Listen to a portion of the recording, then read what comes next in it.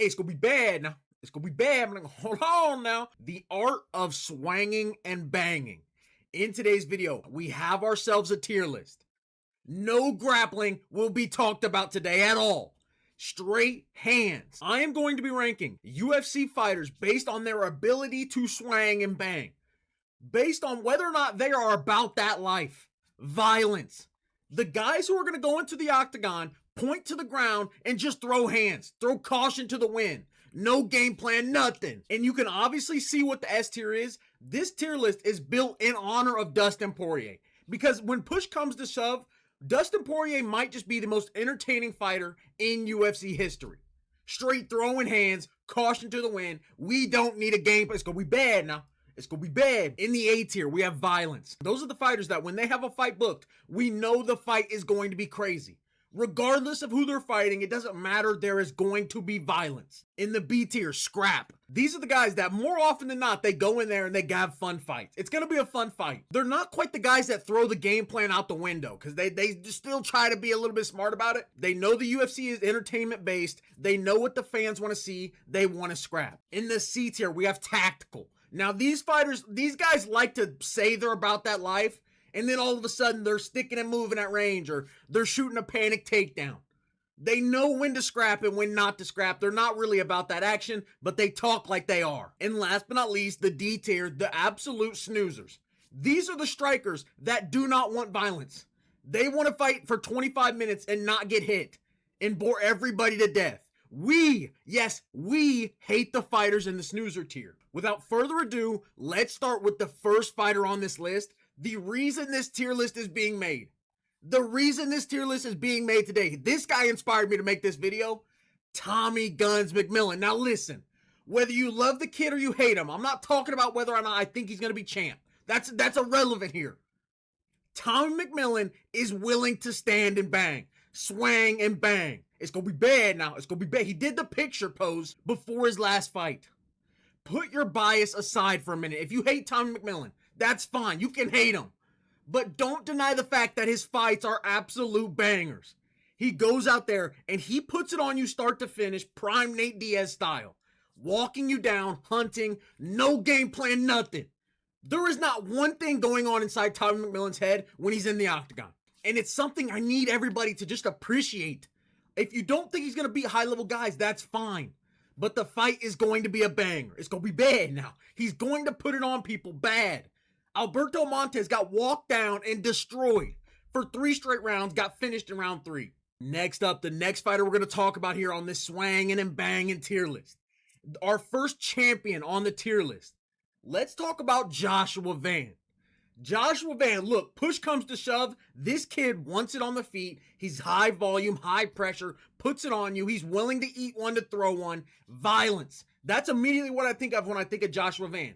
Now, the reason I can't go that it's going to be bad now for Joshua Van, there is a reason. There's a reason he's not in the S tier. He's 125 pounds. I just feel like you can't. He's too small for it. With all due respect, I don't know. Maybe you'll disagree with this. Comment down below. Let me know what you think. I just don't think a 125er can be in the S tier when it comes to swanging and banging. Because at the end of the day, they're too good. They're too technical. He's too smart up here. No 125 is just going out there and throwing caution to the wind. You can't do that at 125. You can get away with it at 35 and up, honestly. You can. But Joshua Van, his fight with Royval, every single Joshua Van fight is just violence at this point. It is violence. It's going to be bloody. If you're not ready, Joshua Van is going to hit you with 1.4 billion punches. And you're just going to eat them all. Joshua Van, he absolutely belongs on the Swang and Bang tier list. He wants to throw hands. He's about that life. The next fighter on the Swang and Bang tier list. Let's talk about Ian Garry. Where do you think Ian Garry belongs on here? Comment down below and tell me right now before I say it, because this is going to tell me everything I need to know about you. Where do you think Ian Garry should be on the Swang and Bang tier list? The guys who are ready to drop the gloves and just fight right here in the street. No game plan, nothing. Where do you think he belongs? Oh, I want to put him in the snoozer so bad, but I'm not going to. He's tactical. Ian Garry talks like he's Dustin Poirier. Imagine this. Ian Garry is replacing Dustin Poirier at the airport scene. He's going up to the officer like, hey, it's going to be bad. But he's like 8 feet away. Don't take one more step forward or I'm going to hurt you. That's Ian Garry. If you come one step closer, I'm going to hurt you. And he keeps backing up away from the officer. That's exactly how I see Ian Garry.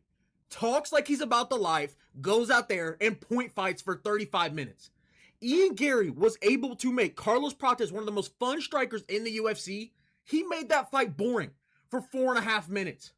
I mean, it's impressive how boring Ian Garry can make a fight. He talks like he's about that life. He's not. Tactical. It's a tactical situation. But he's not a dangerous fighter, and he would never be one of the guys to point down at the middle. Could you ever imagine Ian Garry pointing down at the octagon in the middle? Ever. At any point in a fight. Ever. No. Next up, we have our second champion that's going to be on this list. The second champion making his appearance on the Swang and Bang tier list, Dustin Gaethje. Justin Gaethje. Hey, it's going to be bad now. It's going to be bad. Another just face of the program when it comes to swanging and banging. I mean, Dustin Gaethje might just have the best hand. I don't know how to describe it. Nobody throws strikes more built for swanging and banging than Dustin Gaethje. These little Paulie, like that. Just scratching your face up, your bloodied cut. And here's an underrated part about this swang and bang like tier list. And if you're going to be, it's going to be bad now. And I know I kind of ragged on Joshua Van for being too small, but you really can't be a power puncher and be in the S tier. You can't. You can't get into swang and bang type of fights if you're knocking everybody out. Dustin Gaethje doesn't really have knockout power. Tommy McMillan doesn't really have knockout power. But they're guys who are going to throw the game plan out the window and just scrap. Justin Gaethje, there's not a thought going on in Dustin Gaethje's brain when he's in the octagon. I promise there's not. We've seen Dustin Gaethje. If you've ever seen a video of Dustin Gaethje ever, you know the CTE is real. You know there's nothing going on up here. If he gets drunk in an airport, it's going to be bad now. It's going to be, if we put him in the Dustin Poirier situation, it literally goes the exact same way. Except he like trips over his backpack or something at some point while walking down the officer. Dustin Gaethje is going to be bad. S tier. He belongs at the top of this list. Moving on. Vinicius Oliveira.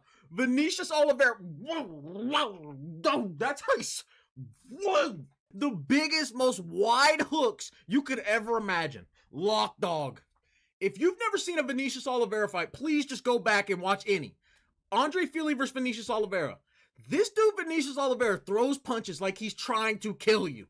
I mean, there's no two bones about it. He still has some work to do to climb to like the top of this list. I don't know where to put him exactly right now, but I just know when Vinicius Oliveira's in the octagon, he wants to scrap, no game plan, nothing. Just whoa, just swinging the biggest hooks you could possibly imagine. He wants to stand and bang Terminator style, walk you down, put it on you, he's violent. I think of violence when I think of Vinicius Oliveira. It's as simple as that. Maybe I'm wrong here.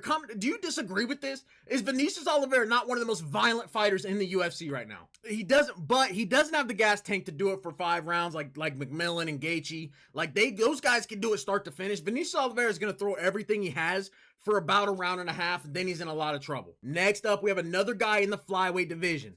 When it comes to swanging and banging, Brandon Royval is that guy. Let's just call it what it is. Brandon Royval, he's going in the scrap tier. Banger fights every single time. Every single Brandon Royval fight is a banger. An absolute banger. Now, the reason I can't put him any higher, for some reason when I think of Brandon Royval, I don't really think of like bloody, violent. Like I just think of chaos. He's more chaos than violence. Does that make sense? Joshua Van versus Brandon Royval, 2 guys that are on the Swang and Bang tier list. We saw how that goes. 2 high-level guys in this tier list fight each other. It's a fight of the year. That's the type of fighters we're talking about here. And God, and you know what? I love all these fighters. No, I don't. I don't love Ian Garry. All the guys at the top of this tier list are guys we love. I got a lot more guys to go. We love all these fighters. Brandon Royval, I doubted him against Loner Kavanaugh. Oh my days, was I wrong. Next up, we have another guy who arguably could be known as the face of the program. Max Holloway. Now, look, Max Holloway, I know he had the fight against... I hate Max Holloway, what he did against Conor McGregor. I'm not going to get into that. I'm not going to talk about UFC 329. Stop asking me about it. His fight against Charles Oliveira, obviously that was not a fun fight. But Max Holloway is literally known for the point... Hey, it's going to be bad, man. It's going to be bad now. It's going to be bad. You get Max Holloway drunk at an airport, and he's word for word, bar for bar, doing what Dustin Poirier did. Word for word. I don't care what anybody says. Max Holloway, it's going to be bad. This dude is literally, he built his career off swanging and banging. Max Holloway is about that action. Throw the game plan out the window. Let's stand and bang. Let's stand and bang. Swanging and banging. Max Holloway, S tier. Next up, do you have another fighter? This one hurts me, honestly. Michael Venom Page. Here's the thing with MVP. I really liked MVP when he was outside the UFC. I did. But I knew what MVP could be in certain fights. And when he came to the UFC, he fought Kevin Holland in his debut.